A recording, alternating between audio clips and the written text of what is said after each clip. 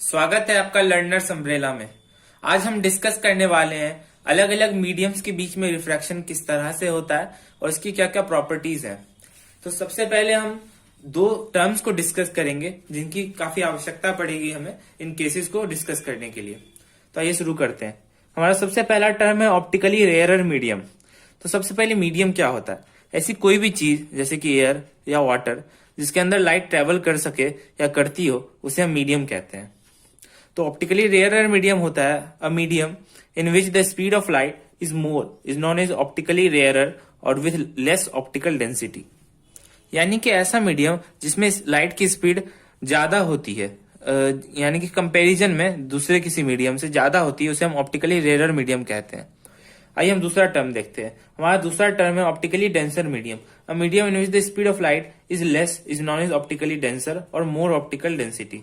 तो ऐसा मीडियम जिसमें स्पीड ऑफ लाइट कम हो। तो किससे कम हो? अगर हम मान लेते हैं हमारे पास दो मीडियम्स है, एयर और ग्लास। तो इनमें हमारे पास एयर में लाइट की स्पीड ज्यादा होती है और ग्लास में लाइट की स्पीड कम होती है। इसमें हमारा ऑप्टिकली डेंसर मीडियम हुआ ग्लास और हमारा ऑप्टिकली रेयरर मीडियम हुआ एयर। तो ये दोनों रिलेटिव टर्म्स है, यानी कि अगर कोई मीडियम रेयरर होगा तो कोई मीडियम डेंसर होगा किसी के रिलेटिव में। जैसे कि ग्लास एयर के रिलेटिव में डेंसर है और एयर ग्लास के रिलेटिव में रेयरर मीडियम है। और यहाँ पे एक और बात कही गई है कि ऑप्टिकली रेयरर मीडियम में ऑप्टिकल डेंसिटी कम होती है और ऑप्टिकल डेंसर मीडियम में ऑप्टिकल डेंसिटी ज्यादा होती है। तो आप इसे उस डेंसिटी से कंपेयर मत कर लीजिएगा जिसमें कि density equal to mass by volume होता है। वो अलग डेंसिटी है, वो जनरल डेंसिटी है, उसकी बात यहाँ पर नहीं हो रही है। ये ऑप्टिकल डेंसिटी है जिसको हम आगे पढ़ेंगे रिफ्रैक्टिव इंडेक्स के सेक्शन में। तो आइए कुछ इंपॉर्टेंट पॉइंट्स हैं, उन्हें भी हम देख लेते हैं। सबसे पहला पॉइंट है, when a ray of light goes from a rarer medium to a denser medium it bends towards the normal at the point of incidence. तो हमने पहले देखा है कि जब भी कोई सरफेस होती है उस पे जो परपेंडिकुलर लाइन बनाते हैं उसे हम नॉर्मल कहते हैं। तो लाइट रे अगर किसी रेयरर मीडियम से, अगर ये मीडियम रेयरर है और अगर ये डेंसर मीडियम है इस बाउंड्री के नीचे वाला, तो अगर कोई रेयरर मीडियम से लाइट रे आकर डेंसर मीडियम से टकराती है तो बाउंड्री पे वो नॉर्मल की तरफ बेंड हो जाएगी। और अगर वहीं दूसरा पॉइंट हमारा कहता है, when a ray of light goes from a denser medium to a rarer medium it bends away from the normal, यानी कि वही लाइट रे नॉर्मल से अवे हो जाएगी। तो इन दोनों पॉइंट्स को हम आगे डिस्कस करेंगे हमारे केसेस में। तो हमारा पहला केस है जब लाइट रेयरर से डेंसर मीडियम में जाती है। तो आइए मान लेते हैं ये हमारा एयर वाला मीडियम है और ये जो है ये ग्लास मीडियम है। तो हमारी इंसिडेंट रे आ रही है और वो पॉइंट ऑफ इंसिडेंस। इस पॉइंट को हम पॉइंट ऑफ इंसिडेंस कहेंगे, पॉइंट ऑफ इंसिडेंस। तो लाइट रे आकर बाउंड्री से टकराती है और हम देख सकते हैं कि लाइट रे नॉर्मल की तरफ बेंड हो रही है, क्योंकि ग्लास हमारा एक ऑप्टिकली डेंसर मीडियम होता है और एयर रेयरर मीडियम। तो लाइट रे हमेशा नॉर्मल की तरफ बेंड हो जाएगी और नॉर्मल से दूरी उसकी कम हो जाएगी। हमारा दूसरा केस है कि when light goes from a denser medium to a rarer medium.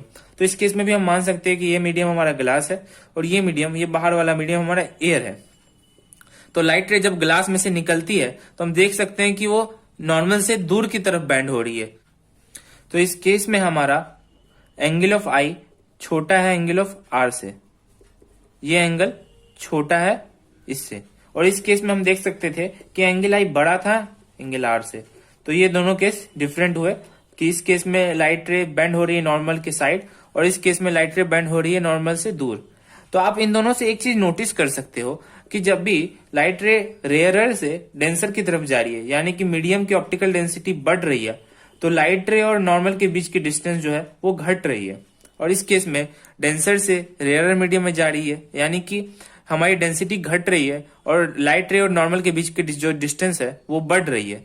तो ये थोड़ा इनवर्सली प्रोपोर्शनल का केस बन जाता है, पर इस पे आपको अभी ज्यादा ध्यान देने की जरूरत नहीं है क्योंकि हम लॉज ऑफ रिफ्लेक्शन में इसको डिटेल में डिस्कस करेंगे ही। तो आइए अब हम अपना तीसरा केस देख लेते हैं।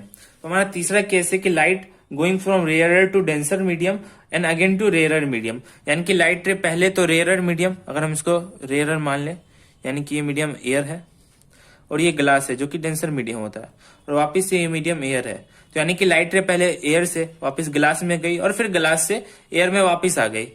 तो इस केस में क्या होता है, सबसे पहले लाइट रे निकलती है और ये पॉइंट ऑफ इंसिडेंस है, यहाँ पर टकराती है जाकर और वापस नॉर्मल की तरफ बेंड हो जाती है।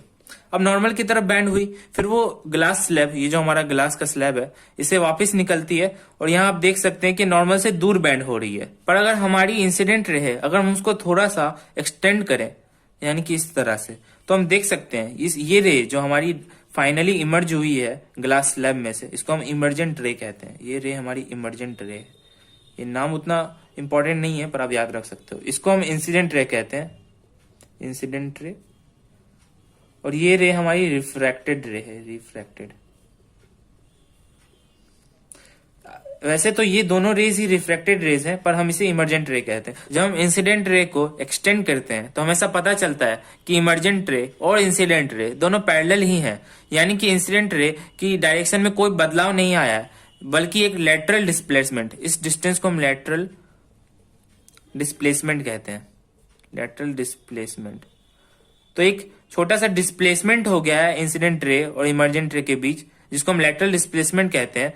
और इतना ही बस अंतर आता है एक पूरे के पूरे ग्लास स्लैब से रिफ्रैक्शन होने के बाद। तो ये रहा हमारा तीसरा केस। एक और केस होता है दोस्तों जो अभी तक हमने डिस्कस नहीं किया है, वो होता है परपेंडिकुलर इंसिडेंस का। यानी कि अगर कोई इंसिडेंट रे 90 डिग्री का एंगल बनाते हुए किसी सरफेस पर अगर इंसिडेंट होती है तो सीधी की सीधी निकल जाती है उस मीडियम से, और कोई भी रिफ्रैक्शन का फेनोमेना हमें देखने को नहीं मिलता है, जैसा कि आप यहाँ देख सकते हो। तो हमने जब डिस्कस किया था एक्सप्लेनेशन रिफ्रैक्शन का, तो हमने इस पॉइंट को छोड़ दिया था। तो आइए हम देख लेते हैं। तो हम देख सकते हैं कि ये हमारा लाइट बीम है, और ये लाइट बीम जब इंसिडेंटली ये 90 डिग्री का एंगल बनाते हुए जब किसी सरफेस पर पड़ती है, तो हम देख सकते हैं कि इसका ये वाला हिस्सा और ये वाला हिस्सा दोनों एक साथ ही इंसिडेंट हो रहे हैं, और इसलिए कोई भी डिस्टेंस, कोई भी पार्ट ज्यादा ट्रेवल नहीं करता है। इसलिए ज्यादा डिस्टेंस नहीं होने की वजह से दोनों लाइट रे हमेशा पैरेलल ही रहेंगी, दोनों साइड वाली। तो इसलिए रिफ्रैक्शन के बाद हमें पैरेलल बीम ऑफ लाइट ही मिलती है, और वो परपेंडिकुलर ही होती है सरफेस के। तो परपेंडिकुलर इंसिडेंस में हम ये देख सकते हैं कि कोई भी रिफ्रैक्शन का फेनोमेना हमें देखने को नहीं मिलता है। आशा करता हूं आपको ये वीडियो पसंद आया होगा। अगर आपको ये वीडियो पसंद आया तो इसे लाइक करें और ज्यादा से ज्यादा शेयर करते रहें। धन्यवाद।